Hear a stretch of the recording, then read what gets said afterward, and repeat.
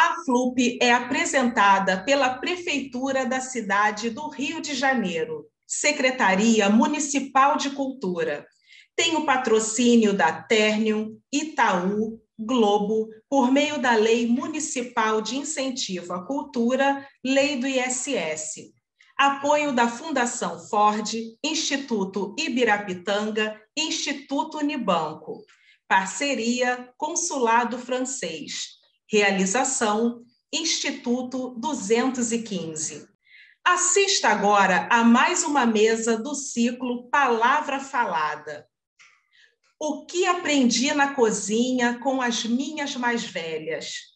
A cozinha como espaço do afeto, da convivência e da preservação da identidade da mulher negra, para reeditar encontros em torno da fogueira, onde saberes e sabores são compartilhados para preservar o corpo, a alma, toda uma concepção de vida, uma história de resistências. Com Djamila Ribeiro e Tanelá Boni, mediação Ana Paula Lisboa.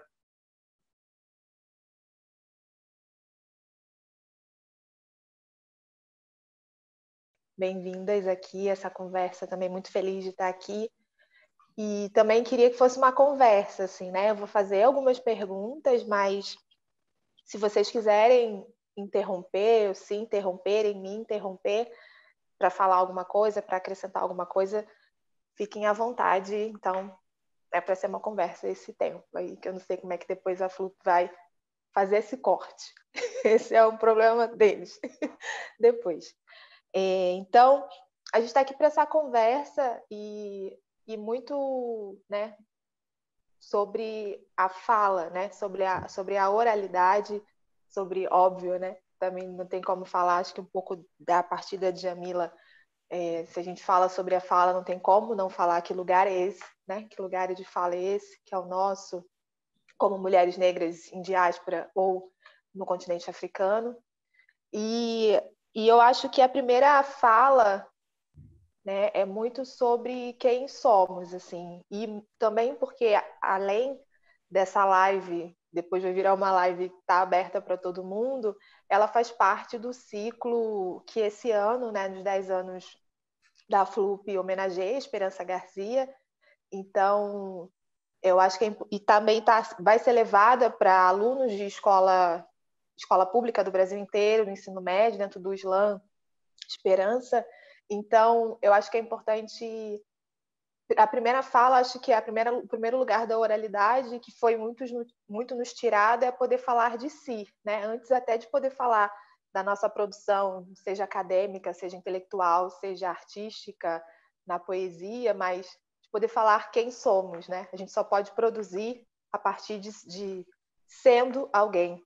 Então, é óbvio que eu poderia estar aqui e fazer uma grande apresentação sobre a Tanelá e sobre a Djamila, mas eu queria muito que vocês pudessem também falar de si, até porque vocês são mulheres que já foram muito citadas, seja oralmente, seja em produções acadêmicas, e eu acho que às vezes isso se perde também, né? Começam a falar tanto da gente, ou as nossas bios, mini bios, sites, onde a gente escreve, mas eu queria que vocês se apresentassem por vocês mesmas também, como esse primeiro lugar da oralidade, de poder falar sobre quem nós somos.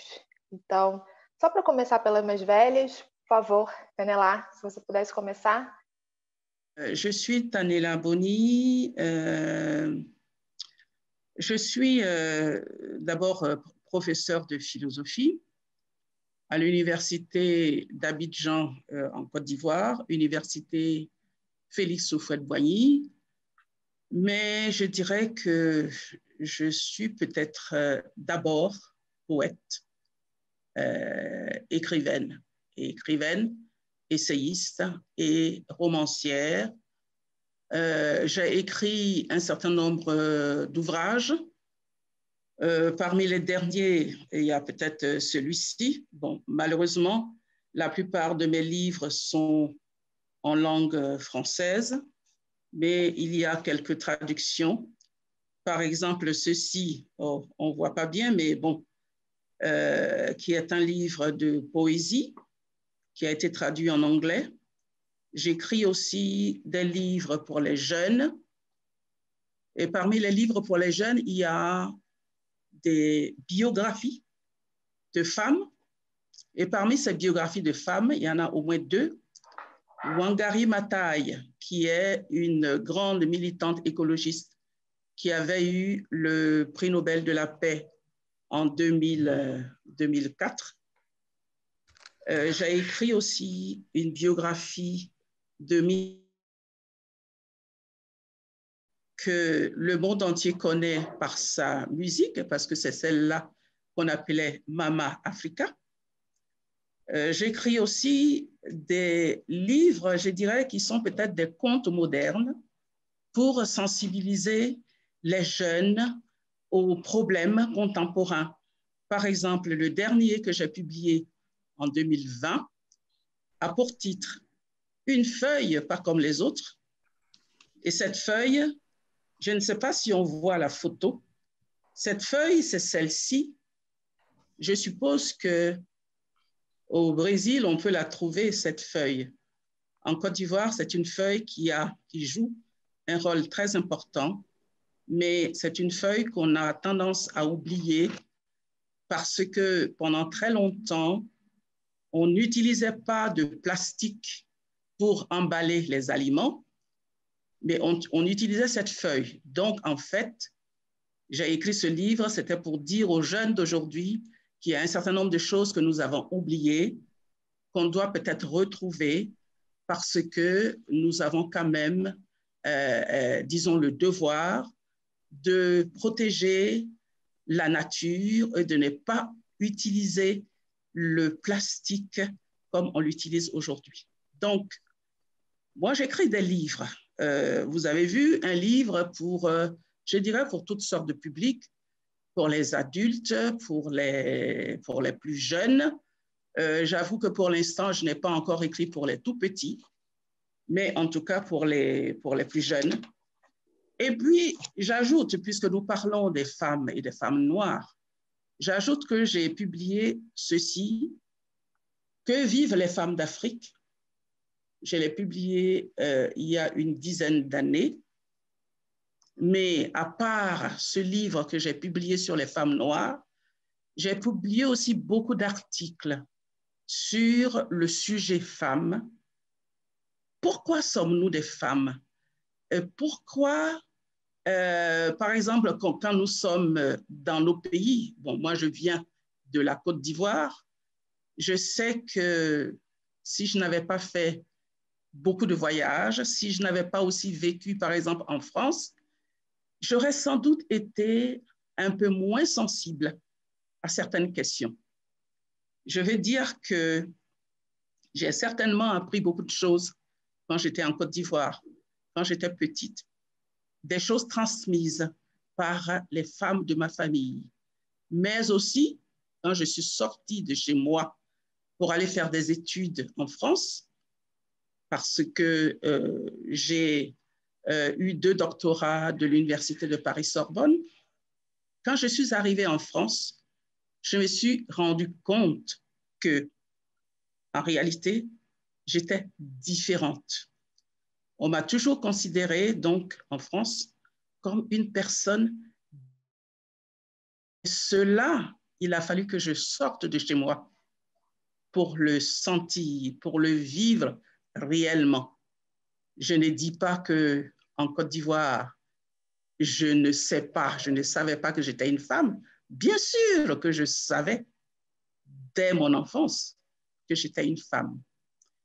Mais quand on est dans son pays, on le sait d'une certaine façon. Et quand on sort de son pays, qu'on va dans un autre pays comme la France, parce que nous avons été colonisés par la France, quand on va donc dans ce pays comme la France, on se dit, il y a peut-être certaines choses que je n'avais pas réellement comprises, c'est-à-dire le fait d'être toujours vue comme la personne différente, comme l'autre, peut-être l'autre qu'on n'a pas envie de mettre à sa propre place. Je veux dire par là que, en réalité, c'est la question de l'invisibilité, c'est-à-dire vous êtes là, dans une classe, tout le monde est là, mais on fera toujours la différence entre ceux du pays qui ont peut-être une certaine couleur de peau et puis vous autres. Et dans mon cas, c'était pire, je dirais, c'était grave. Pour la bonne raison que j'avais fait des classes préparatoires aux grandes écoles et à chaque fois, j'étais la seule noire de la classe. Vous voyez, pour moi, j'ai vécu la chose de façon très violente. Je vais dire en tant que femme et en tant que noire. Celle qui vient de loin et qui ne nous ressemble pas. Donc, vous voyez, bon, je veux dire par là que quand on dit noire, femme noire, qui sommes-nous? Qui suis-je? Je suis obligée à la fois de parler de ce que je suis chez moi dans un pays comme la Côte d'Ivoire, un pays d'Afrique, mais aussi qui je suis quand je sors de chez moi pour aller dans le pays colonisateur. Parce que je me suis rendu compte que ce n'est pas le même regard qui me voit. Je veux dire par là que je suis plus ou moins visible selon le pays où je suis, selon la ville où je suis. Cela veut dire quoi? Cela veut dire simplement, non seulement le vécu est très important, quand on se pose la question de savoir qui suis-je, mais aussi la situation dans laquelle on se trouve, l'endroit où on se trouve. Je veux dire par là que, bien sûr, on ne peut pas dire vaguement, je suis noir, point. Il faut argumenter, il faut tenir compte d'un certain nombre de, je dirais, un certain nombre de paramètres qui font que être noir, nous sommes noirs, nous sommes nombreuses à être noirs, mais où, dans quelles conditions, dans quel pays et aussi à quel moment sommes-nous donc noirs? Bon, je vais peut-être m'arrêter là et je crois qu'on peut discuter après. Et à partir de ce moment-là, je pourrais aussi raconter comment, par exemple, dans ma famille, les femmes noires considéraient leur propre histoire, parce que c'est vrai, dans ma famille, il y a beaucoup de femmes qui n'ont pas été, disons, qui n'ont pas eu l'éducation à l'occidentale que moi j'ai eue, parce que j'ai quand même passé de nombreuses années à l'école, j'ai fait l'université, ensuite j'ai enseigné, etc. Mais il y a beaucoup de femmes de ma famille qui n'ont pas eu donc cette éducation-là, mais qui m'ont quand même appris pas mal de choses sur ce que c'est que le sujet femme et surtout sur l'estime de soi. Parce que pour moi, l'une des choses les plus importantes quand on est femme et noire, c'est de ne jamais, jamais perdre l'estime de soi.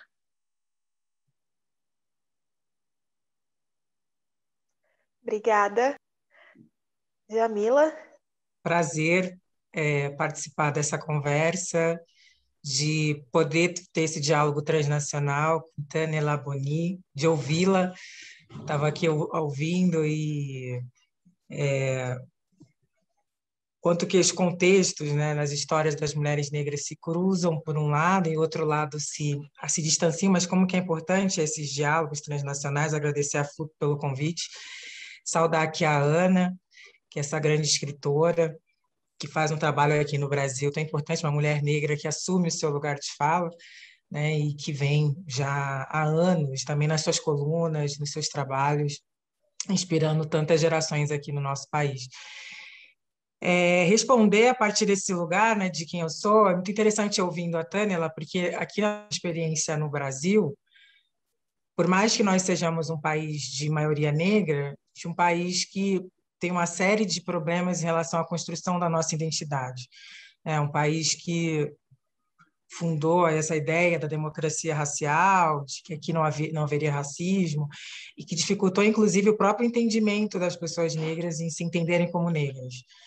Então, para mim, a minha experiência no meu país, no Brasil, foi uma experiência muito dolorosa de menina negra. Eu me senti estrangeira, inclusive no Brasil, porque na escola, por mais que eu estudasse numa escola de trabalhadores, meu pai era estivador no Porto de Santos, eu estudei no Colégio Moderno dos Estivadores, que era um colégio mantido pelo Sindicato dos Estivadores, eu sofri muito racismo na escola, desde muito cedo.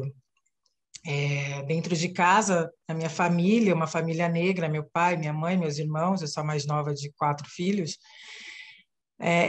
eu me sentia muito acolhida, né? Não me sentia estranha. Eu fui sentir isso a partir do momento que eu fui para a escola, que eu fui entender que ser negra era ruim nessa sociedade, né? Acho que o primeiro racismo institucional que a gente sente é quando a gente vai para a escola, muito pequena. Desde a literatura, do que é ensinado para a gente ali, que não conta a história a partir da nossa perspectiva, as violências cotidianas que são naturalizadas, né? Eu que sou uma mulher de 1980, na minha época essas violências eram super naturalizadas, nas piadas, as festas, que ninguém queria fazer par com a gente. Então eu fui sentindo o Brasil é um país que, para a gente, criança negra, a gente não se sente em casa nesse sentido.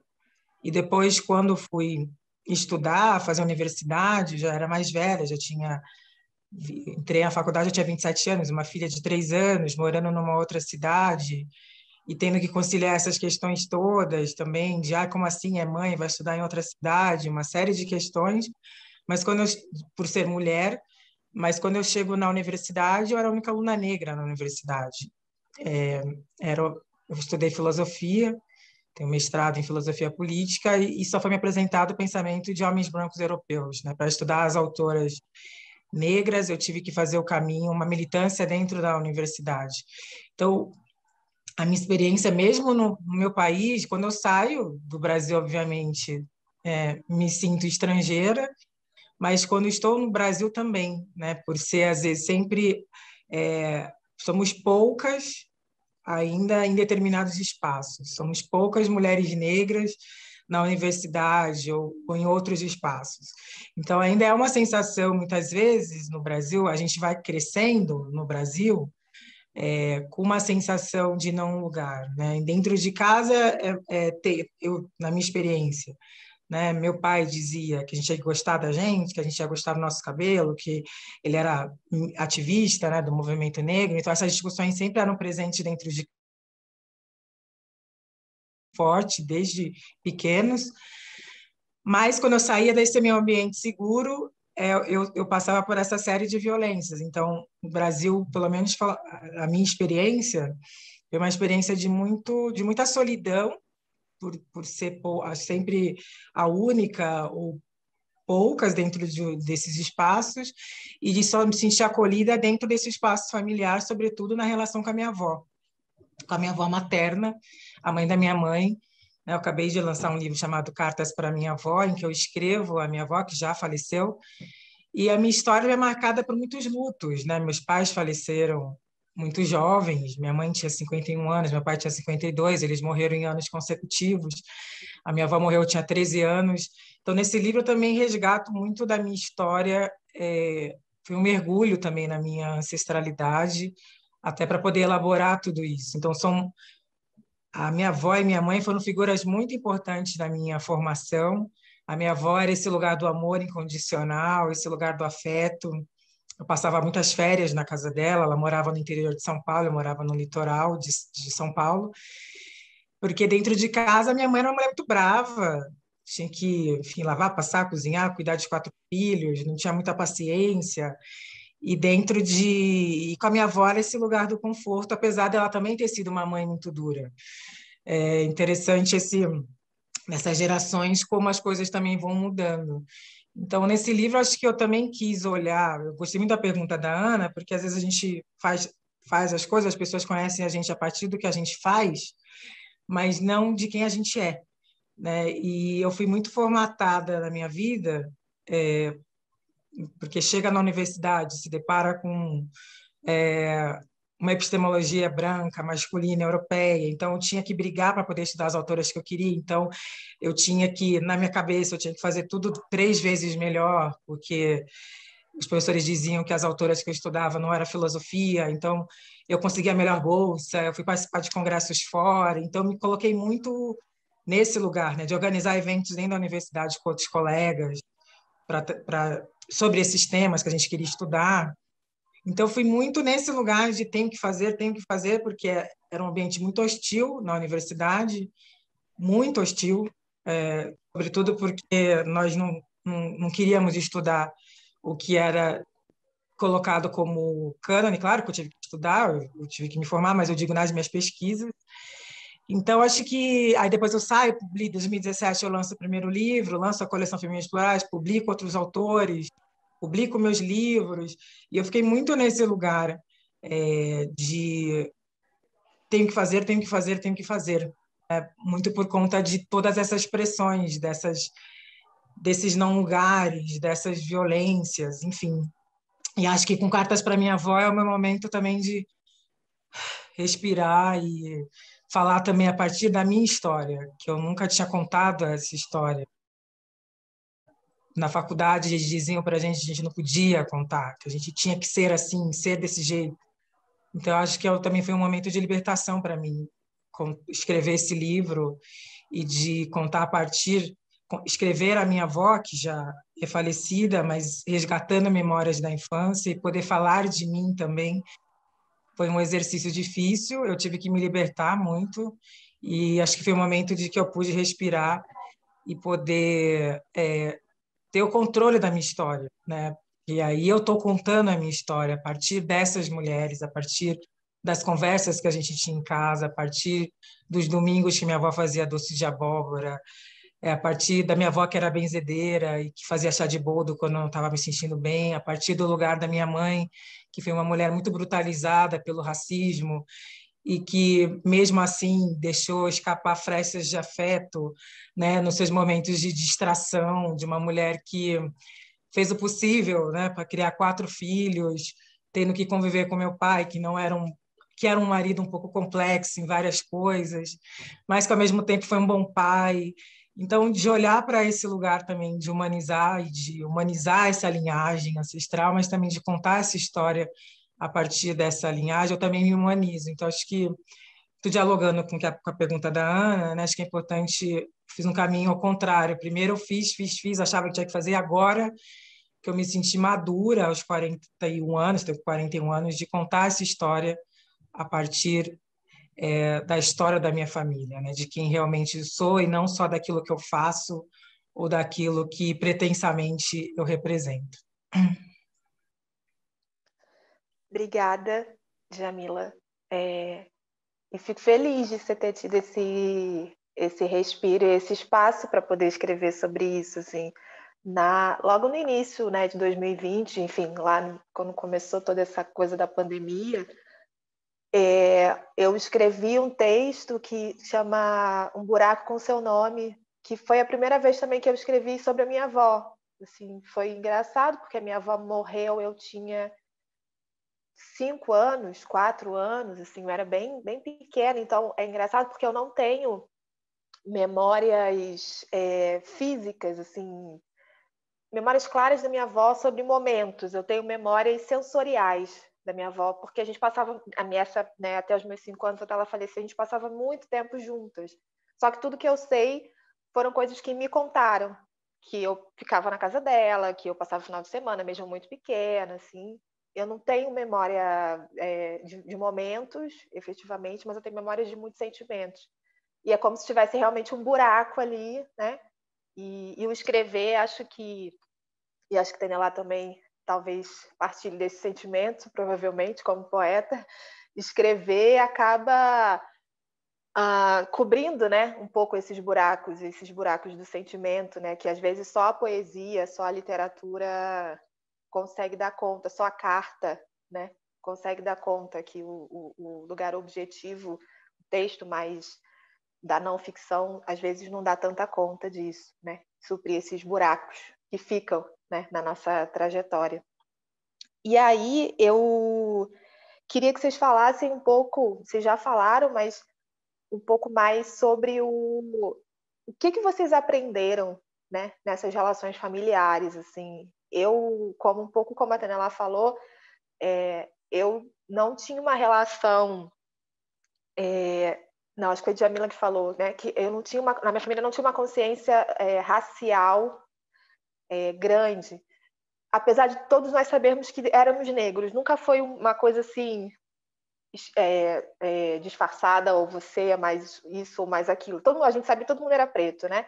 Tinha aquelas piadinhas, tinha a coisa do fulano tá melhorando a família, casou com não sei quem, que é mais claro, sabe? Tinha umas coisas assim, mas a gente sabia quem a gente era, assim, sempre soube, né? E eu acho que isso muito, acho que o que fazia mais a gente saber quem a gente era o que estava no entorno, né? Eu sou de uma família favelada e do samba. Então, isso fazia com que a gente olhasse para o lado e tivesse, né, era fácil identificar, assim, apesar das discussões ou da militância, né, discussão da palavra mesmo sobre o racismo, especialmente, não existirem. Isso eu tive que aprender um pouco depois. Mas eu aprendi muito sobre o lugar feminino na minha família, né? Sou de uma família ali acho que até eu sou na real a bisneta mais velha da minha avó. A minha avó mesmo, né, a mãe da minha mãe, faleceu também muito jovem, mas a minha bisavó ainda está viva, com 97, acho que esse mês, agora dia 28, ela faz 98, se eu não me engano. Então ainda tem essa presença. E só depois de mim foi que começou a nascer mais homens. Até mim, assim, era só nascia mulher, só nasceu mulher. Então, esse lugar de saber que éramos mulheres e que tínhamos um lugar, né? O lugar da autoestima, o lugar da comida, o lugar da cozinha, eu sempre soube. Então, eu queria ouvir um pouco de vocês, o que vocês aprenderam. E, especialmente, óbvio, não só porque é o lugar dessa mesa, mas eu acho que talvez se relacione também especialmente com a pesquisa da Tenelá, o que a gente aprende na oralidade, né? Que não está em livro nenhum, que depois a gente é que vai escrever livro sobre isso. Mas o que chega pelo ouvido, pelo nosso ouvido e pela boca dessas mais velhas. Tenelá, se puder começar. Merci.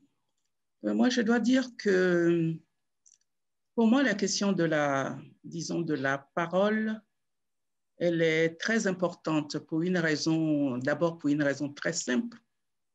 C'est parce que quand j'étais petite fille, je ne parlais pas.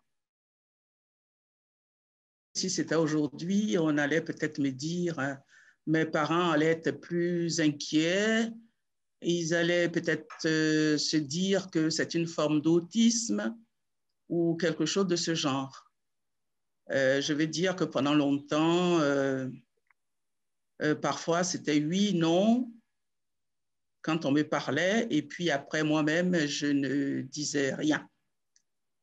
Je dois dire que je suis la, disons, 7e enfant de ma mère et la dernière, mais il s'est trouvé que au moment où je suis née, finalement, ma mère n'avait que 2 enfants vivants et j'étais la 3e. Ça veut dire que ma mère a quand même perdu beaucoup d'enfants avant que je naisse.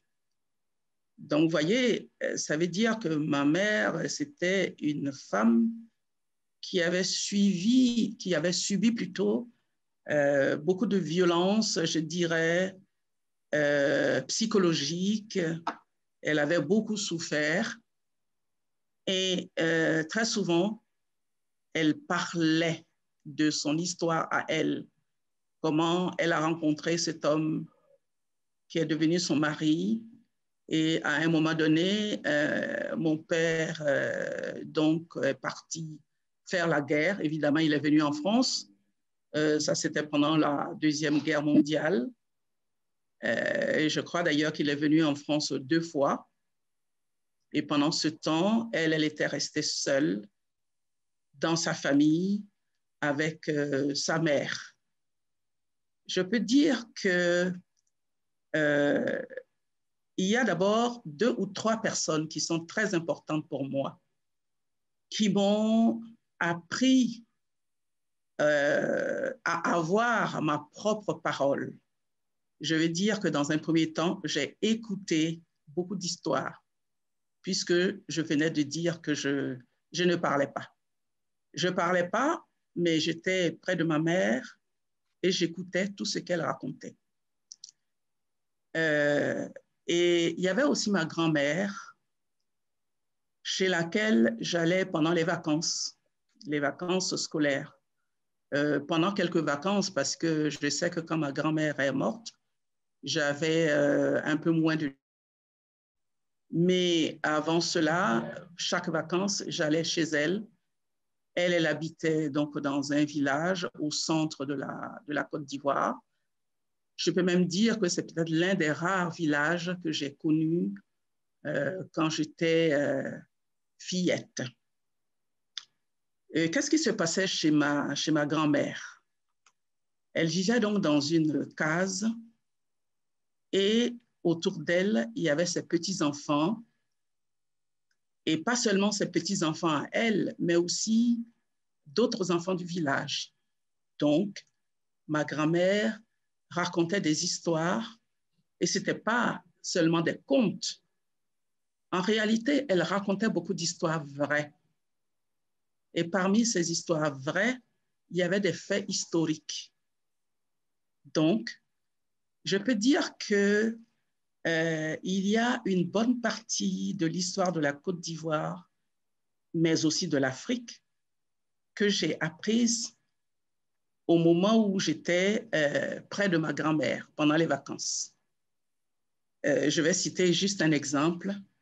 Il y a un conquérant que beaucoup d'Africains connaissent parce que c'est l'un de ces concurrents, en fait, qui s'est opposé à la colonisation française. Il s'appelle Samori Touré. Il était donc venu de Guinée. Il est passé, donc, il a traversé la frontière et il est arrivé en Côte d'Ivoire à la fin du 19e siècle. Et à ce moment-là, les Français venaient de la côte, donc ils remontaient vers le nord de la Côte d'Ivoire. Et les Français voulaient pourchasser ce conquérant qui était vraiment un guerrier très fort, qui avait beaucoup de cavaliers avec lui, mais il y avait un problème, d'après ce que ma grand-mère m'a raconté. Et pourquoi elle me racontait ça? C'est parce qu'elle, en réalité, ma grand-mère, elle était née dans la deuxième partie du 19e siècle, parce que moi, je l'ai connue, elle était très vieille, elle était déjà centenaire. Et donc, elle racontait ce qu'elle avait vu, ce qu'elle avait aussi entendu. Ce conquérant qui était si, je dirais, adulé par beaucoup de gens, je peux même vous dire, aujourd'hui encore, quand vous entendez Samori Touré en Afrique de l'Ouest, tout le monde sait que c'est celui-là qui s'est opposé à l'avancée des Français dans cette partie de l'Afrique. Mais il s'est trouvé que ma grand-mère, dans les histoires, donnait des détails qu'on ne trouve dans aucun livre, ni les livres écrits par les colons, ni même les livres plus tard écrits par les Africains. Parce que ma grand-mère racontait que ce conquérant, on ne sait pas pourquoi, il en avait vraiment, c'est comme s'il était contre les femmes. Il arrivait quelque part, il brûlait les villages, il prenait les femmes, il pouvait les mettre dans un mortier et les piler aussi les enfants. Vous voyez, c'est d'une violence inouïe. Et je sais que ça, c'est ma grand-mère qui me l'a dit. C'est-à-dire cette violence qui n'est pas la violence coloniale des Français ou d'autres colons, c'est-à-dire cette violence qui est venue, je dirais, de nos frères noirs, d'un conquérant qui était justement, qui combattait les Français. Donc, vous voyez, c'est ce genre d'histoire, c'est-à-dire des histoires vraies qu'elle racontait. Mais autour de ma grand-mère, évidemment, il y avait les cousines, il y avait aussi les femmes de mon oncle, puisque mon oncle était polygame, qui racontaient des histoires. Donc, tout cela, c'était pendant les vacances. Mais quand je revenais chez mes parents, ma mère était là, elle avait ces histoires qu'elle racontait. J'avais aussi une tante qui passait de temps en temps à la maison, qui racontait aussi des histoires.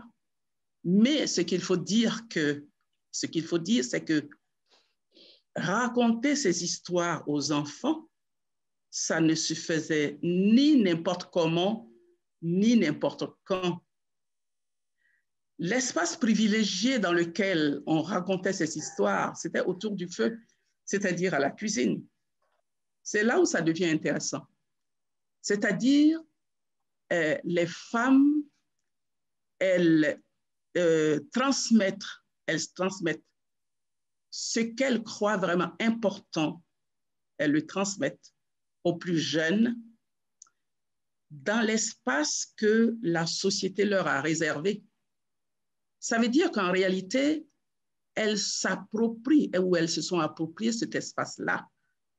Aujourd'hui, on dirait, oui, elle passe son temps à la cuisine, on ne sait pas, peut-être que elle est subalterne ou elle est ceci ou elle est cela, mais en réalité, les femmes de l'époque de ma grand-mère et de ma mère s'étaient approprié cet espace-là. Je veux dire que c'était leur espace à elles. Et c'était très important. Elles se sentaient libres dans cet espace-là parce qu'elles savaient que les hommes n'allaient pas venir dans cet espace pour les déranger. Évidemment, on voyait les petits garçons, eux, ils rentrent, ils sortent, mais les petites filles, elles sont là, les jeunes filles, elles sont là, c'est-à-dire les femmes entre elles. C'était vraiment très important. Donc, moi, j'écoutais. Et aussi, ce que je n'ai pas encore dit, dans plusieurs langues, parce que la Côte d'Ivoire, c'est un pays dans lequel il y a beaucoup de langues, je veux dire les langues locales. Beaucoup. Au moins une soixantaine, sinon plus. Mais en plus, évidemment, en plus, nous avons la langue officielle qui est le français. Donc, dans un premier temps, moi, j'ai écouté dans plusieurs langues les histoires que ma grand-mère racontait, que ma mère racontait, que ma tante, l'une de mes tantes aussi, qui passait à la maison, qu'elle racontait. Mais le problème est que jusqu'à aujourd'hui, je me pose la question, moi-même, je ne parlais pas. C'est plus tard que j'ai essayé justement de parler et je pense que je l'ai fait vers 12 ans quand j'ai pris la plume. À partir de ce moment-là, oui, j'ai commencé à écrire de la poésie. Et je sais qu'à ce moment-là, oui, quand quelqu'un me parlait, je me rappelle une fois à l'âge de 12 ans, mon père m'avait dit quelque chose parce qu'il était j'avais un père très rigoureux. Évidemment, c'était un ancien militaire, donc très, très rigoureux. Et évidemment, quand il parlait, personne ne pouvait ne pouvait répondre. Et je me rappelle qu'une fois, j'ai répondu à mon père et il était lui-même étonné. Vous voyez? Donc, pour moi, la parole, elle est venue petit à petit et je dirais que ma propre parole, elle est venue par l'écriture. Mais j'ajoute un dernier mot. c'est que j'avais un frère. Bon, malheureusement, il est mort maintenant, il y a exactement 4 ans qu'il est mort.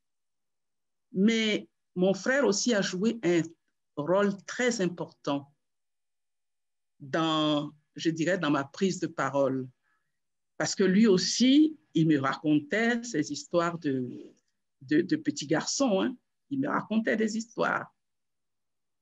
Et puis, l'une des personnes qui est aussi très importante, qui m'a transmis, je dirais, à la fois ce qui se dit dans la tradition, mais aussi des connaissances du monde entier ou du monde moderne. Parce que quand j'ai eu 12 ans, j'ai quitté donc ma mère et ma grande sœur, comme elle était beaucoup plus âgée que moi, elle avait commencé à travailler et elle m'a prise chez elle. Et là aussi, vous voyez, tout ce qu'elle savait, je pense qu'elle m'a transmis. À tel point que je pense que si aujourd'hui j'écris des livres, c'est aussi grâce à elle. Parce qu'au moment où j'étais chez elle, effectivement, j'étais au collège, je parlais et j'écrivais de la poésie. Donc, vous voyez, pour moi, ça a été la grand-mère, la mère, les tantes, et puis surtout la grande sœur qui m'a transmis non seulement ce qu'elle savait des coutumes, mais aussi ce qu'elle avait appris, parce qu'elle aussi, elle avait fait ses études en France bien avant que moi je vienne en France. Donc voilà ce que je peux dire. Obrigada, Daniela. Djamila? Bom, na minha casa, eu tenho muitas memórias do meu pai contando histórias para a gente. Ele era um excelente contador de histórias, ele gostava de colocar, né, nós 4 ali aos pés dele, ele sentado e ele lendo para a gente. Então, fui uma leitora, eu comecei a ler muito cedo, ganhava muitos livros de presente também do meu pai. Então, ele era essa figura, né, que contava histórias de livros, né? Ele pegava livros e sentava e contava histórias. Agora, a minha mãe e a minha avó, elas têm esse lugar mais de contar histórias, nossas histórias, né? De contar. Minha avó sempre contava histórias de. Ela era benzedeira, então ela gostava de contar muitas histórias sobre ervas, gostava de contar muitas histórias sobre as mais velhas. Então, esse lugar da transmissão dessa oralidade é muito um lugar feminino na minha família. Então, a minha mãe, ela era iniciada no candomblé, minha avó também era, e minha mãe me inicia quando eu tenho 8 anos de idade. Engraçado, foi a única iniciada dos 4 filhos na minha família. Então, elas também foram as guardiãs desses saberes, eu diria, da manutenção da nossa religião, da nossa religiosidade. Isso é um lugar muito feminino. Então, elas contavam histórias. Minha avó gostava de contar histórias das bisavós. Eu não conheci nenhuma bisavó minha, nenhum bisavô. Quando eu nasci, eles já eram todos falecidos. A minha mãe também tinha muito esse lugar de contar a história das mais velhas, dos mais velhos, de mantê-los vivos de alguma maneira. Então, muito do que eu sei dos meus bisavós, do meu próprio avô materno, quando ele morreu eu tinha 3 anos, era a minha mãe que contava para a gente, né, como ele era, e eu olhava nas fotos e tentava ficar imaginando, e eu não tenho memórias dele, eu era muito pequenininha quando ele morreu, meu avô José. Então, minha mãe e minha avó, que foram essas pessoas que ficaram nesses lugares de contar essas histórias, e muitas, inclusive, né, minha avó tinha essa mania, né, de contar histórias para a gente ter medo das coisas, para a gente não sair à noite. Então, era do interior, então ela contava da caipora, ela falava se você for em tal lugar. Então, minha avó tinha muito essa mania com os netos de contar essas histórias para que a gente não aprontasse, vamos assim dizer. E até a gente entender, depois de muito tempo, que não era aquilo, mas tinha, não, se você sair, hoje é dia do saci. Ela contava umas coisas assim, e que a gente ficava com medo e acabava não aprontando porque ficava com medo. Então, ela também tinha esse lugar, sobretudo com os netos que moravam lá, né, em Piracicaba, né, que moravam, muitos moravam perto, muitos ela ajudou a criar, e eu só passava as férias. Então, esse lugar de passar essas histórias, que de muitas coisas que eu ainda mantenho na minha família, do chá de boldo, de me cuidar muito com ervas, tudo isso eu aprendi com a minha avó, que morava numa casa no interior e que no quintal da casa dela tinha uma série de plantas e de ervas, e que se a gente reclamasse de alguma dor, ela ia lá, buscava e fazia um chá. Isso é uma coisa que eu tenho até hoje, né? E que eu passo também para minha filha, que hoje tem 16 anos. Essa coisa do banho de ervas, de, dos feitiços, das rezas, uma coisa que vem muito da minha mãe e da minha avó. Minha mãe, ela segue nessa manutenção dessas histórias de uma mulher que também sabia muito, conhecia muito de ervas, conhecia muito das plantas, uma mulher que cozinhava muito bem, ela e minha avó, né? O espaço da cozinha era um espaço que a gente conversava muito, que a gente estava sempre presente ali, trocando, minha mãe reclamando do meu pai, a minha avó às vezes reclamando de algum tio meu. Era um lugar que a gente também ali muito da cumplicidade das mulheres, né? Era o espaço que era possível reclamar dos homens, e era o espaço que aquele assunto não sairia dali. Mas também, como eu falo no livro, o olhar também da minha avó e da minha mãe, elas falavam muito com o olhar também. Eu aprendi muito a decifrar os olhares delas. Então, minha mãe tinha aquele olhar de fique quieta, aquele olhar de não se intrometa, é conversa de adulto. Minha mãe era muito, não tinha muita conversa. Minha mãe falava muito com os olhos, a minha avó também. A gente já entendia, né? Elas já olhavam para a gente já entendia o que elas queriam dizer.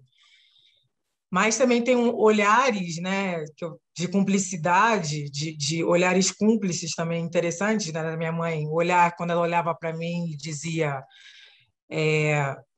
presta atenção se teu pai está tomando banho ainda, porque eu vou olhar a carteira dele, né? O olhar de vamos esperar o teu pai sair. Então, tinha umas coisas muito assim de falar pelo olhar também delas, né? De coisas que muitas vezes não podia ser dita na frente dos homens e que elas, olhando, a gente já entendia o que elas queriam dizer. Então, eu aprendi também muito com isso, né? De tantas histórias delas, que elas contavam para a gente, mas também entender esses olhares das mulheres, né? Que, de alguma maneira, tinha cumplicidade ali entre elas, né? Os olhares da minha mãe e da minha avó não foram tão cúmplices quanto eu desejava, até porque elas tinham muitas diferenças, mas eles se encontraram muitas vezes, né? Sobretudo nessa questão da proteção das meninas, né? Isso era uma coisa que a minha mãe e a minha avó, elas tinham muito forte, né? Desde pequena, né? Quando eu era muito pequena, minha mãe, ela sempre falava: olha, homem nenhum pode tocar. Ela enfrentava homens na rua que olhassem para a gente de maneira lasciva. A minha avó, quando eu estava em Piracicaba, sempre me protegia muito. Então, tinha muito um lugar na família, as mulheres, por mais que elas tivessem as suas questões, por mais que elas fossem oprimidas, tivessem uma série de questões, elas tinham esse olhar de cumplicidade e de força para proteger as meninas. Muito forte isso. Na minha mãe, eu lembro, minha mãe era uma mulher que já chegou a pegar homem pelo gogó, de enfrentar, se mexessem com a gente, né? Ela ia tomar satisfação. Então, ao mesmo tempo que ela era uma mãe muito brava, muito dura, batia e tudo mais, ela não tolerava que ninguém mexesse com a gente. Então, ela tinha muito isso dessa coisa de enfrentar, de falar, de não permitir, né, que a gente fosse desrespeitada. E isso me ensinou muito, por mais que observando ela, na verdade, isso me ensinou muito, né? Essa questão de levanta sua cabeça, né? Você não tem que ter vergonha de quem você é. E por mais que ela às vezes não tivesse um entendimento assim de tem que explicar para elas que elas têm que ter autoestima, ela ensinava a partir de outro lugar, né? Pelo exemplo dela, né? Eu lembro de criança, ela ia buscar a gente na escola e tinha um menino lá que apavorava a gente, que vivia xingando a gente, e ela correr atrás do menino e pegar o menino e falar que se ele mexesse com a gente, ele ia se ver com ela. Ela não tinha muitas papas na língua e nem media muito, né? E quando ela chegava em casa, contava para o meu pai falava: "Você é louca, é uma adolescente, como é que você faz isso?" "Ah, adolescente, mas está xingando minhas filhas, então ele tem que saber que ele não pode fazer isso." Então ela era muito nesse lugar. Ela podia brigar, ela dizia: "Eu brigo, eu bato, eu sou a mãe, mas eu não permito que ninguém faça isso com meus filhos." Então esse lugar é um lugar que me marca muito, assim, das histórias de casa, assim. Minha mãe era muito mais incisiva de tomar satisfação do que o meu pai, por exemplo. Ela sempre foi tomar satisfação. E muito esse lugar de como ela entendia que tinha que nos proteger. Mas, sobretudo, o que me marca muito é esse lugar de terem sido as mulheres da minha família as guardiãs de muitos saberes ancestrais, de muitos valores ancestrais, e que eu sigo na religião, né, no candomblé, e que foram elas que me mostraram o quanto que essa dimensão espiritual era fundamental para a nossa família. A dimensão espiritual sempre foi muito importante, e isso vem muito por conta delas, que cuidavam da minha avó, que enterrava feitiços no quintal, da minha avó que benzia a gente, que era a benzedeira das multidões, que o dia que ela benzia formava filas, dobrava o quarteirão na casa dela, da minha mãe, né, que falava: "Vou fazer um chá." Tudo em casa era muito chá, e até hoje eu sou assim também, né, de conhecer as ervas do álcool com arnica, quando a gente tomava picada de mosquito. Então, esse lugar, assim, dessa manutenção vem muito delas, né? Da minha avó e da minha mãe. Muito do que eu sei, eu aprendi com elas. Muito do que eu sei de religião, eu aprendi com elas, né? Minha avó fazia cultura negra, muitas vezes sem teorizar que estava fazendo cultura negra. Assim como a minha mãe me ensinou muito sobre luta das mulheres, de enfrentar, enfim, antes de eu sequer me pensar como feminista. Minha mãe e minha avó me ensinaram muito sobre luta política, antes de eu, de fato, estar engajada em algum movimento, em alguma organização, né? Como eu trabalhei em algumas organizações do movimento. Então, acho que elas também me trazem muito esse lugar do enfrentamento das injustiças, de andar de cabeça erguida, vem muito desse lugar feminino na minha família. Meu pai foi esse homem que lia histórias, que incentivava os nossos estudos, sempre foi, era muito rígido, inclusive em relação a isso. A gente tinha que estudar, não tinha conversa dentro de casa, tinha que estudar. E ele sempre incentivou, colocou a gente em cursos, e brigava, e olhava a nossa lição, e olhava o boletim, e levava ao teatro, queria que a gente tivesse acesso a bens culturais, muito mais do que consumir. Ele não era muito de dar presentes, né? Ele levava a gente ao teatro, levava a gente ao cinema, porque para ele isso era importante. Ele foi essa figura, né? Também levava a gente em manifestações. Ele era, enfim, era um homem muito politizado.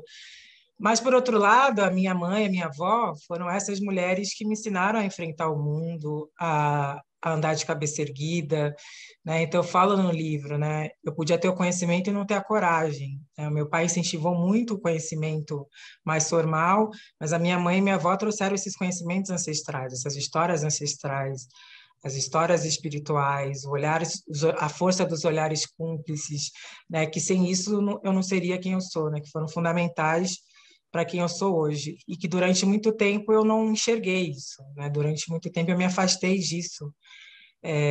Fui muito criada, né, sobretudo pelo meu pai, tem que estudar, tem que ser independente, e que acho que é importante. Então, durante muito tempo eu também não olhei para esse lugar do cuidado com a valorização que ele merecia. Durante muito tempo eu me afastei disso. Eu dizia: eu jamais vou ser como a minha mãe, né? Eu falava isso. Conforme eu fui amadurecendo, eu fui olhando que, se meu pai incentivava os estudos, tinha a pessoa que lavava meu uniforme, que fazia minha comida, que era minha mãe, que cuidou, que levou para a escola, que ensinou a pegar o ônibus sozinha, que, enfim, o cuidado ele é fundamental para a manutenção, né, das nossas vidas. E eu comecei a valorizar esse lugar do cuidado, a começar a olhar para minha mãe e para minha avó por outra perspectiva, né? A celebrar esse feminino, a celebrar esse lugar. Então, eu me distancio no momento da minha vida e depois eu me reencontro com isso e percebo o quanto que isso tem de potência e quanto que tem muito mais disso em mim do que eu achava que tinha, né? O quanto que eu tenho muito da minha mãe e que eu achava que eu não tinha, que eu quis me afastar e que é tão presente em mim e que hoje isso da minha avó e da minha mãe é o que realmente me marca e que me traz muito mais ensinamentos do que antes eu julgava que eu tinha. Obrigada, Djamila. Eu percebo muito isso também. No momento quis muito fugir ali, né? Tipo, nunca você é a pessoa que mais cuida do que é cuidada. E quando você vê, né? Você está tão próximo e tão grande, assim. E até por isso era essa mesma a minha próxima pergunta. Quando que tem essa virada de chave? Porque eu acho que a gente acaba crescendo desvalorizando esses conhecimentos, né? Quando você fala as palavras oralidade, informalidade, cozinha, rural, né? Você coloca, sempre tem um oposto a isso, né? A cidade, o formal, a sala de estar, tem sempre um oposto a essas palavras e geralmente elas são mais valorizadas, né? A educação formal, as línguas, né, que são as línguas do colonizador, né, o português, o francês, o inglês, é muito mais valorizado se você tem, por exemplo, alguém que é poliglota, né, como eu vivo em Luanda, em Angola, e a avó, né, se tornou minha avó também, a Malando, ela fala Kikongo, Lingala, Kimbundo e português. Ela fala 4 línguas e ela não fala inglês. Mas ok, ela fala 4 línguas que eu não falo. Então, quando é que para a gente, quando foi para vocês, teve, ou se teve, né? E às vezes acho que isso também é um pouco diluído. Talvez para Tanelar teve essa virada de chave de enxergar todo esse conhecimento informal, esse conhecimento da cozinha, esse conhecimento da oralidade, como algo tão potente quanto o que a gente aprende nos livros, né? Quanto o que a gente aprende na universidade, quanto o que a gente produz academicamente ou, né, dentro da literatura, que também existe a literatura oral e é tão potente quanto a literatura escrita. Então, queria ouvir um pouco de vocês também sobre isso. Oui, je dois dire que la question du soin dont parlait Djamila tout à l'heure, dans ma famille aussi, c'était vraiment très, très important parce que ma grand-mère connaissait les plantes, les herbes. Elle soignait aussi beaucoup de gens avec ça. Ma mère avait hérité aussi de cela. Et je sais que quand j'étais petite, à un moment donné, j'avais même pris un cahier d'élèves et j'avais commencé à noter un certain nombre de plantes et tout parce que je la voyais soigner avec ça. Et puis aussi, très souvent, moi, je l'accompagnais dans la savane au moment où elle allait cueillir les plantes. Et je voyais où, et comment, parce que c'est vrai que ces plantes-là, on ne les prend pas n'importe où et on ne les cueille pas n'importe comment. Et c'est bien plus tard que je me suis rendu compte que dans la question du soin, il y a aussi la question très importante de l'écologie, parce que ce n'est pas parce qu'on utilise des plantes et des herbes qu'on doit les détruire n'importe où. Ce n'est pas ça du tout. On les prend justement avec beaucoup de délicatesse. C'est bien après que j'ai compris cela, c'est-à-dire tout ce qu'elle faisait. Parce qu'on ne détruisait pas comme ça les arbres. Parfois, il arrive qu'on prenne des écorces d'un arbre, mais ce n'est pas n'importe comment qu'on coupait l'écorce d'un arbre. Et ce n'était pas aussi à n'importe quelle heure de la journée. Et bien plus tard, j'ai compris que même les scientifiques nous disent qu'à telle heure, il y a beaucoup plus de sève, à telle autre heure, etc., etc. C'est-à-dire ce que ma mère et ma grand-mère connaissaient de façon intuitive. Plus tard, j'ai compris que ça pouvait être, disons, scientifique. Mais en réalité, moi, je pense que j'ai compris l'importance de tout cela après avoir fait, je crois, un premier parcours en philosophie. Parce que j'ai fait, évidemment, mes études d'abord en Côte d'Ivoire. Et quand j'ai eu mon bac, je suis allée en France, comme je l'ai déjà dit. Et à partir de ce moment-là, j'étais devenue l'étrangère, évidemment. Je pense que Jamila a bien prononcé ce mot-là. C'est vrai que moi, je me suis sentie étrangère, non pas dans un premier temps, non pas dans mon pays, mais quand je suis arrivée en France. Mais c'est à ce moment-là aussi que je me suis rendu compte que ce que j'avais chez moi, toutes les valeurs, toutes les langues, les plantes et toutes les cultures, je me suis rendu compte que c'était vraiment très, très, très important.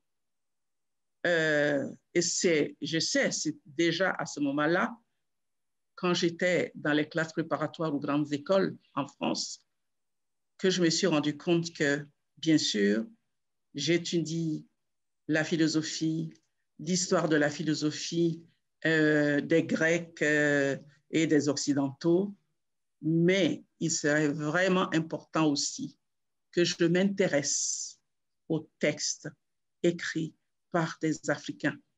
C'est depuis cette époque-là. Les textes, c'est-à-dire des écrivains, et d'abord ceux de la négritude, parce qu'avant ça, c'est vrai, je connaissais, et je peux même dire assez bien ou même très bien, la littérature française, l'histoire de la France, mais je me suis rendu compte que puisque aux yeux de tout le monde, je n'étais pas comme eux, j'étais l'autre, j'étais l'étrangère, il fallait justement que je maîtrise tout ce qui me concerne de très près. Vous voyez? C'est même pour cette raison-là que, bon, et ça, je sais que mes étudiants, ceux que j'ai eu comme étudiants le savent.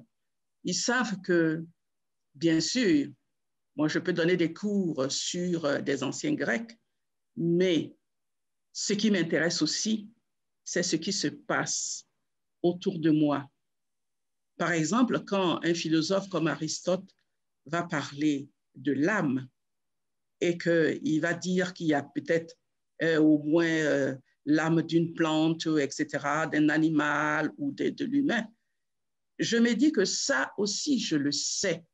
Je le sais comment? Je le sais parce que ma grand-mère le savait. Et ma grand-mère, elle ne connaissait ni Platon, ni Aristote, ni Descartes. Et je le sais aussi parce que ma mère, elle le savait.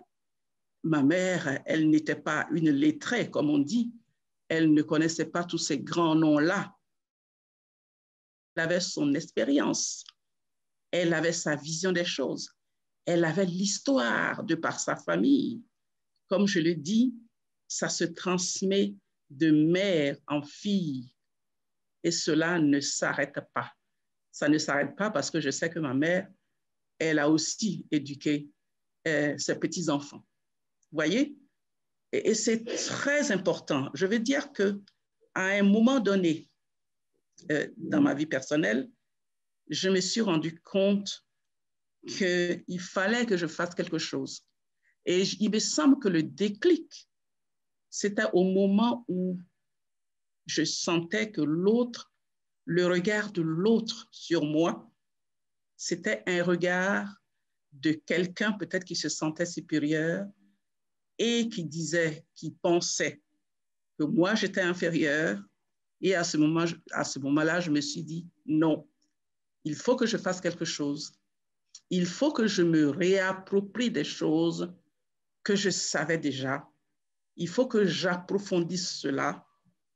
Et finalement, approfondir cela, ça veut dire quoi? Ça veut dire que la connaissance qu'on veut nous dénier, parce que c'est ça, hein, quand vous apprenez l'histoire des autres, vous apprenez les connaissances des autres et tout cela, et que vous oubliez ce que vous-même vous savez.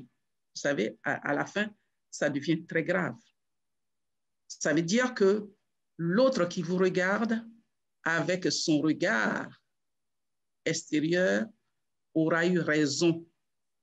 Or, une fois qu'on a compris cela, qu'on a pris conscience de cela, on se dit non, on a aussi des connaissances à proposer.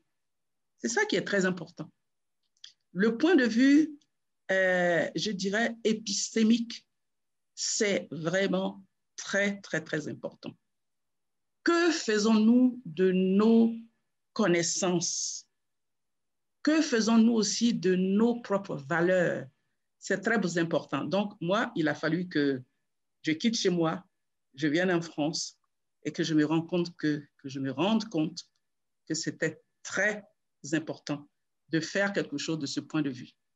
Mais, comme je l'ai déjà dit, quand j'avais 12 ans, j'écrivais déjà, c'était de la poésie, mais je ne peux pas dire qu'à 12 ans, j'avais cette conscience-là. Non, ça s'est passé après, bien après, quand je me suis rendu compte que il fallait que je sois même un sujet femme et pas toujours l'étrangère dans les yeux de l'autre. C'est à ce moment-là qu'il y a eu le déclic en moi et que je n'ai pas cessé d'écrire.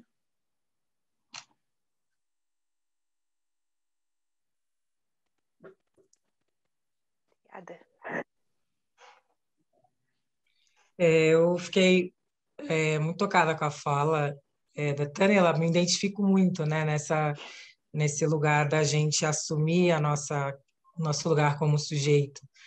E isso, acho que o start para mim de fazer esse caminho de volta foi quando eu comecei por mais que isso fosse conversado dentro de casa, eu me confrontava o tempo todo com a escola, né, com o mundo que parecia confrontar o que meus pais diziam, né, o que meu pai e minha mãe diziam. Acho que eu fui ter força, começar a desenvolver uma força também necessária e entendimento sobre isso quando eu fui trabalhar numa organização em Santos, chamada Casa de Cultura da Mulher Negra, no final da minha adolescência, e lá tinha uma biblioteca chamada Carolina Maria de Jesus, nessa entidade. E eu nunca tinha ouvido falar de Carolina Maria de Jesus, né, que é essa importante escritora. E aí eu fui descobrir quem foi Carolina Maria de Jesus. Ali nessa biblioteca eu fui ter acesso a uma série de livros escritos por mulheres negras. E aí um mundo se abriu para mim. E aí quando eu lia aqueles livros, parecia que eu estava ouvindo as histórias da minha avó também. Parecia que eu estava ouvindo a minha mãe falar. Foi quando eu senti uma sensação de pertencimento. Foram várias dessas autoras que foram muito importantes e que contribuíram, inclusive, para fazer esse caminho de volta, para começar a olhar também para a história da minha família, né? O tanto que eu tinha aprendido, né, com essas mulheres. É um processo, né, na minha vida. Mas eu lembro de ler um livro depois do falecimento da minha mãe e do meu pai. Eu era muito jovem, tinha 20, 21 anos, e nessa biblioteca eu peguei um livro chamado Livro da Saúde das Mulheres Negras, organizado pela Jurema Werneck, e num dos artigos tinha uma história era uma mulher falando também de lutos sucessivos que ela tinha passado, e ela não estava vivendo o luto da maneira como deveria viver, e por isso ela se boicotava, a terapeuta também não entendia muito ela, uma série de questões. E eu me identifiquei com aquela leitura, e foi ali que eu entendi, por exemplo, que eu precisava de ajuda para elaborar os meus lutos também, que eu não tinha elaborado, né? Porque a vida exigia que a gente seguisse vivendo, as pessoas ao nosso redor tinha muito esse lugar de tem que ser forte, e eu lendo um livro organizado por uma mulher negra, um artigo escrito por uma mulher negra, me identifiquei com aquela história, e a partir disso eu fui buscar ajuda e entender e elaborar esses lutos, e entender várias coisas. Então, eu sempre digo que as mulheres negras salvaram a minha vida em todos os âmbitos, né? Tanto da forma como eu fui criada, dessas mulheres que me ensinaram muito, mesmo que eu fosse entender isso muito depois, mas quanto me marcaram o lugar da dimensão também espiritual, mas tanto dessas autoras que escreveram a partir de lugares que eu pude me ver, né? E a partir disso também isso potencializou várias coisas em mim, né? Então, eu sinto que eu ainda estou nesse processo, eu acho que é um processo na vida, a gente vai aprofundando com o tempo, e aí eu comecei a olhar para a história da minha família, dessas mulheres, a partir de um outro olhar, também por conta da leitura dessas mulheres. E são essas leituras que me encorajam, muitas vezes, são essas leituras que me fazem, que me ajudaram na constituição da pessoa, do sujeito, de escrever a própria história, como Lélia Gonzalez fala, de assumirmos nossa própria fala. É uma autora, Lélia Gonzalez, que uma grande referência para mim, inclusive para eu escrever lugar de fala, de entender o nosso lugar social, entender o nosso lugar de fala, o nosso lugar de sujeito da história, não do objeto de ser falado, mas de falar. E ao ler essas mulheres assumir esse lugar de sujeito, que eu pude também, que me ajudou a compreender muitas coisas na minha história. Então, essas mulheres, né, que escrevem, que produzem, que têm a coragem, né, de trazer tantas perspectivas, elas acabam influenciando e outras, né, e o quanto que isso é importante, né? Se eu não tivesse tido contato com essa organização, né, a Casa de Cultura, talvez eu não tivesse tido força necessária para chegar na universidade, claro, estudar o que tinha que estudar, mas dizer, eu vou estudar as autoras que eu quero estudar.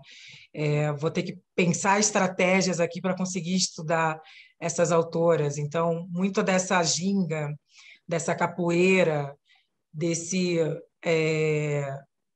vem dessas mulheres que eu li, das mulheres da minha família, né, que tinham que fazer o feijão render para mais pessoas, quando os meus primos foram morar com a gente, quando eles, enfim, ficaram órfãos, dessas mulheres que tinham que fazer do limão realmente várias jarras de limonada, o quanto que isso me ensinou, inclusive, para eu me manter nesses espaços, né, para eu fazer um projeto de mestrado de acordo com o que seria aprovado, e assim que eu fui aprovada, reescrever o projeto e trazer as autoras que eu queria. Então, isso vem, esses aprendizados que vêm, né, dessas mulheres que souberam gingar quando necessário, né, que sabia que a capoeira era luta, apesar das pessoas acharem que era dança, desses entendimentos que a gente vai vendo, que a gente vai utilizando na nossa vida, né, de outras maneiras. Então, eu acho que os ensinamentos que essas mulheres em diferentes lugares, sejam elas da minha família, sejam elas teóricas, sejam elas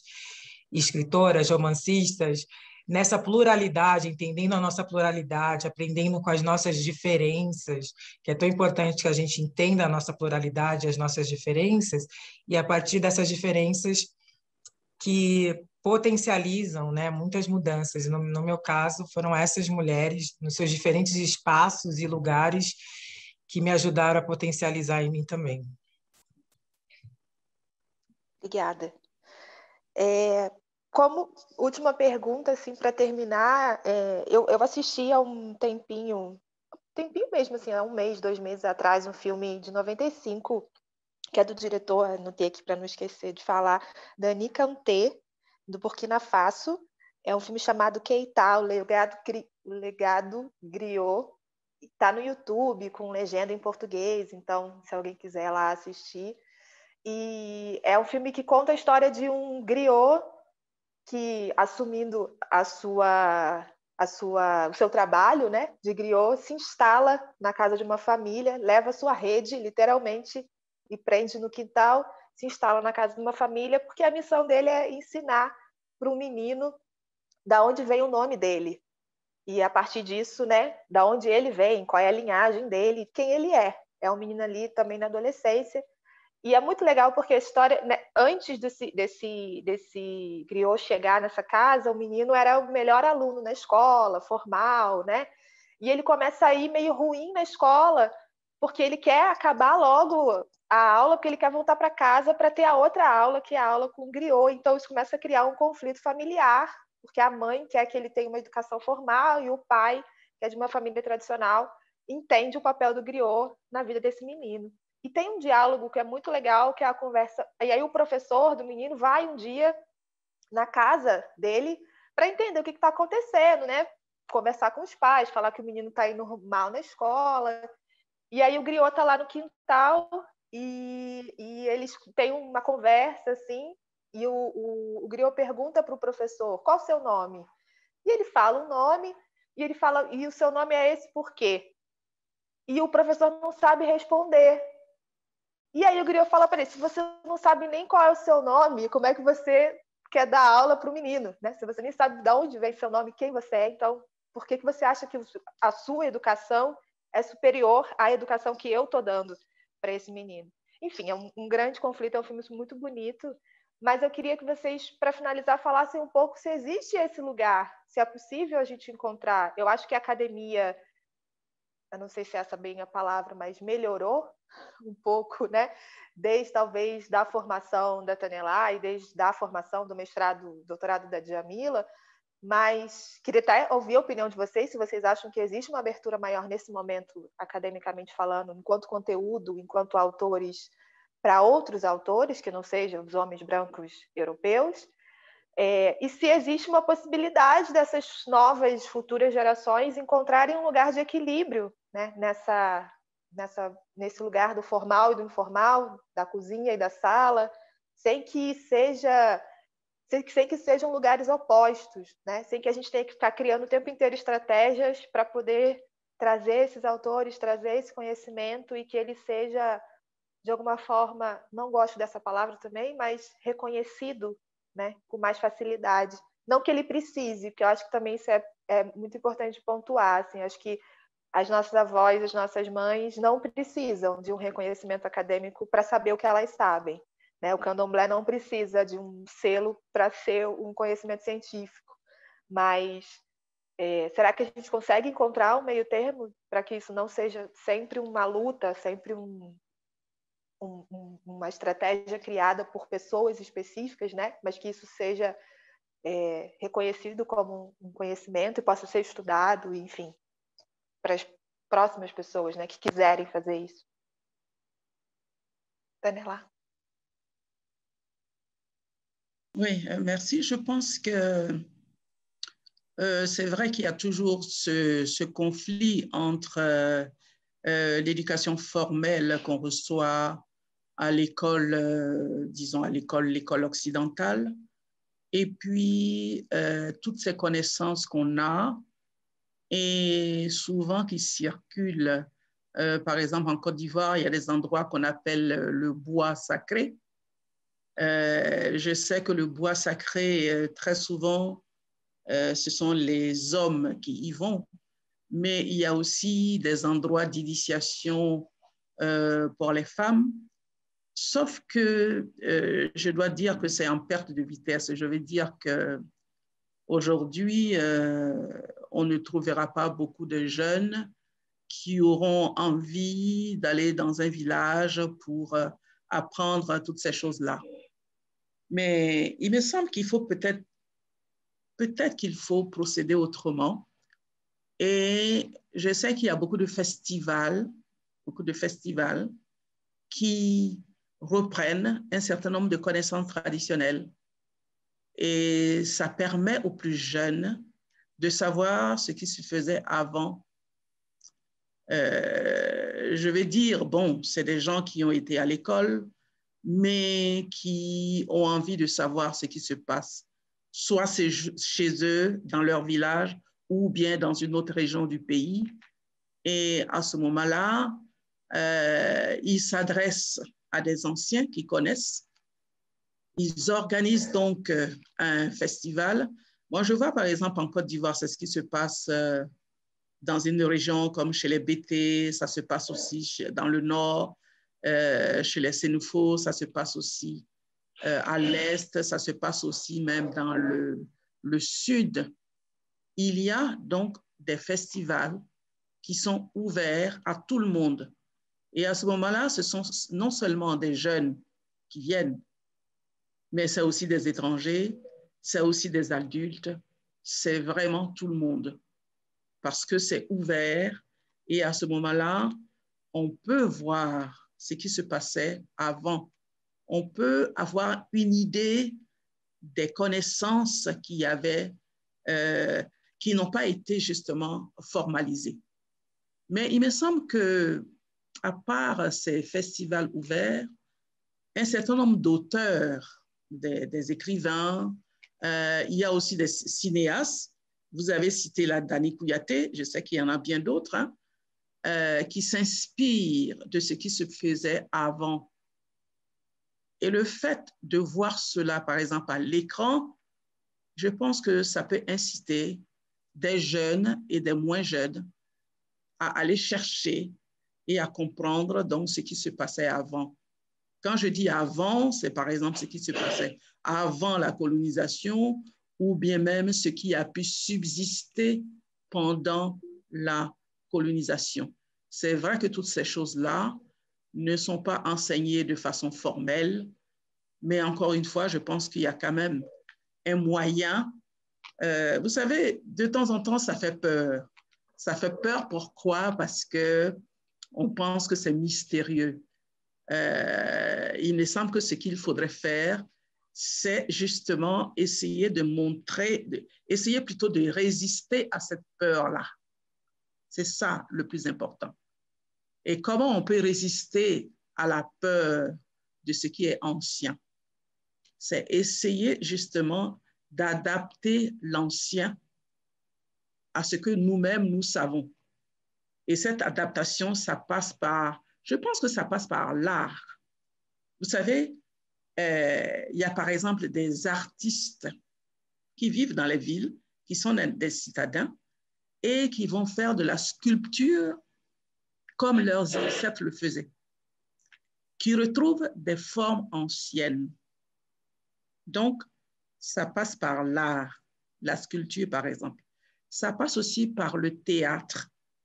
Ça va passer aussi par le conte. Ça va passer aussi par le théâtre, parce qu'il y a des pays, par exemple en Côte d'Ivoire et dans d'autres pays, le théâtre, c'est très important. Vous voyez, je pense que les arts sont vraiment des espaces dans lesquels on peut apprendre beaucoup s'agissant des connaissances ancestrales. C'est vrai qu'on n'y pense pas souvent, mais je pense que ça peut passer justement par les arts, et pas seulement une seule forme d'art, mais plusieurs formes, y compris le cinéma, comme vous avez bien cité. Merci. Bom, eu penso que ainda tem muita coisa para mudar, né? A gente tem, no Brasil, nos últimos anos, existiram políticas públicas que foram muito importantes para o ingresso da população negra nas universidades, e isso é inegável, né? A gente tem que lutar ainda para mais ampliação disso. Só que quando a gente chega na universidade, a gente se depara com um currículo ainda majoritariamente branco, masculino e europeu. Então, é necessário, assim, a mudança, a revisão desses currículos, né?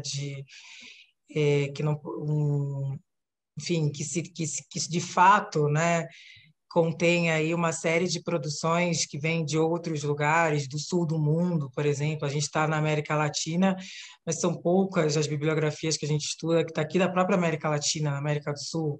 A gente conhece muito mais do que é da Europa, né? Isso não estou falando que a gente não tenha que ler a Europa, não é isso, né? A questão é como centro ainda, né? E na academia em geral, é ainda isso que a gente enfrenta. Então, e que obriga a gente, muitas vezes, a ter que ter essas estratégias para conseguir estudar as autoras que a gente quer, né? O que é um grande absurdo ainda. Então, acho que tem ainda um longo caminho pela frente, institucionalmente falando, para que isso, para que a gente possa, de fato, melhorar. O brasileiro, no geral, não conhece a história do Brasil, né? A gente tem mais de 300 etnias indígenas no Brasil. Se a gente perguntar 5, provavelmente as pessoas não vão saber falar, né? Tem muito ainda do que a gente precisa, por mais que a gente tenha a Lei 10.639, se tem algumas políticas que são importantes, tem um longo caminho pela frente, desde a educação de base mesmo, né? Para que a gente consiga entender a nossa história.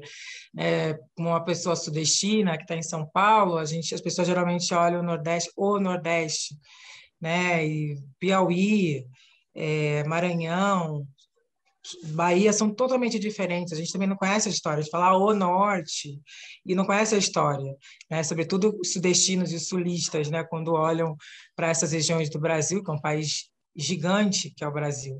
Então, a gente tem muito que aprender ainda da nossa própria história. Tem muito ainda o que ser falado e visibilizado sobre isso e de, enfim, refutar uma epistemologia mestre que dê conta de tudo, como diz a Linda Alcoff, que é uma autora panamenha que eu gosto muito. Então, acho que ainda tem muito a ser feito nesse sentido. Claro, tem pessoas fazendo, mas tem muito a ser feito ainda. Agora, esses conflitos no campo pessoal, eu acho que é importante a gente refletir, né, sobre eles. A gente o tempo todo também está na academia, mas você continua vivendo no mesmo lugar, a sua família não teve acesso à academia, que é no meu caso. Muitas vezes a gente fica num lugar, né, que as pessoas que não acessaram a academia às vezes vão dizer que isso não é importante, ou as pessoas que estão lá na academia vão dizer que a sua presença ali não, que você não tinha que estar ali, e muitas vezes fica um conflito. Então acho que é importante também entender essa questão que a educação é um direito que nos foi negado, a gente precisa lutar ainda muito mais por políticas públicas, é um direito nosso.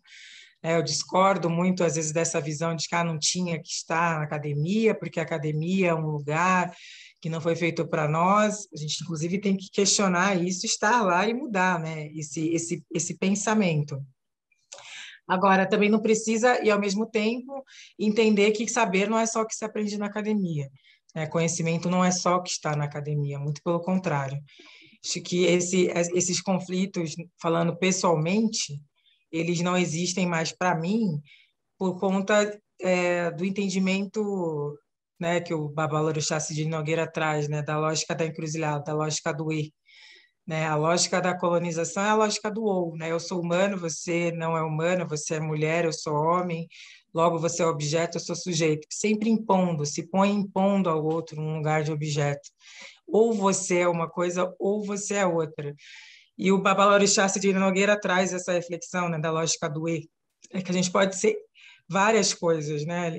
Como ele mesmo diz, eu sou um Babalorixá e doutor em semiótica e, né, filho e, né? Então acho que essa lógica do E, quando eu aprendi sobre ela, dirimiu muito desses conflitos que eu tinha, né? Que eu posso estar na academia e ser do Candomblé e aprender os saberes ancestrais, os saberes da minha avó, da minha mãe, né, e que essas coisas elas não precisam ser dicotômicas, elas podem muito bem ser dialéticas e conversarem, né? Então acho que esse pensar a partir de outras geografias da razão, a partir de outros lugares, me ajudaram muito a dirimir esses conflitos, né? De que essas coisas elas podem coexistir, né, olhando para a própria matriz do candomblé, das próprias divindades femininas, quanto que isso me ensina também, até para contrapor uma visão única de feminino, né, que é esse feminino só da submissão. Quando a gente olha para Oxum, que é mãe, né, mas tem um Itã sobre ela, né, que antes de cuidar dos seus filhos, ela lava suas joias, ou seja, ela ensina a gente a olhar para si mesmas, né, a não nos abandonarmos, né? Ela é mãe, mas ela olha para si primeiro, ela cuida de si, né? Inhansã não é a mãe que vai ficar em casa, é a mãe que vai para o mercado, mas ela deixa 2 chifres de búfalos com seus filhos, e assim que se eles precisarem dela, é só bater os 2 chifres que ela vem com a força do vento defendê-los, né? A mãe que sai para trabalhar, para ganhar o dinheiro, mas também é uma mãe protetora, né? E a gente geralmente sempre coloca essas coisas em conflito, né? Nanã, que exerceu o seu direito de não maternar e de não entender essa própria pluralidade, que a gente também pode ser várias coisas. Então, o que me ensina, o que me ajudou a romper com esses conflitos foi olhar para a minha própria história, olhar para o quanto que essas epistemologias de terreiro, como diz Babalorixá Cid Nogueira, têm a nos ensinar e também a nos curar, né, dessas feridas coloniais, dessas feridas que nos colocam sempre em conflito e que fazem com que a gente muitas vezes desacredite de quem a gente é, ou de que a gente tenha que ser uma coisa para ser respeitada. Então acho que esse espaço também para mim é um espaço de cura, né, que tem, enfim, me ajudado a ampliar as minhas visões. Obrigada. Então, obrigada a vocês também por serem instrumentos de cura pela palavra, pela escrita, por ser, pelo trabalho. Então, acho que era isso. Essa conversa boa, estou muito feliz. E espero que quem esteja assistindo também esteja. E é isso. Muito obrigada e até Obrigada, logo. foi um prazer. Obrigada, Tanela, foi um prazer conhecê-la. Obrigada, Ana, e obrigada, Fup. Merci. Quand je suis allée au Brésil, c'était il y a une quinzaine d'années, j'ai appris beaucoup de choses. Et je me suis rendu compte qu'il y a une bonne partie de la culture africaine qui se retrouve au Brésil et en Afrique, on ne le sait pas vraiment. Donc, je me dis que ce qui nous manque aussi, c'est cette coopération, c'est cette collaboration entre les pays comme le Brésil et puis les pays africains.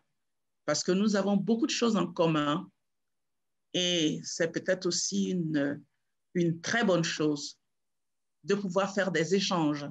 Je veux dire simplement, quand je dis des échanges, ça veut dire simplement connaître l'autre qui est là-bas, qui nous ressemble, qui est une sœur, qui est une mère, etc. Qu'est-ce qu'elle fait, quelle est sa religion. C'est ça aussi pour moi le plus important.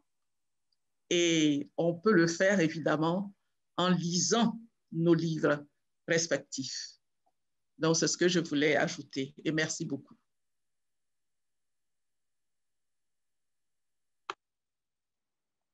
Fundamental. Obrigada, Tanela, por nos lembrar.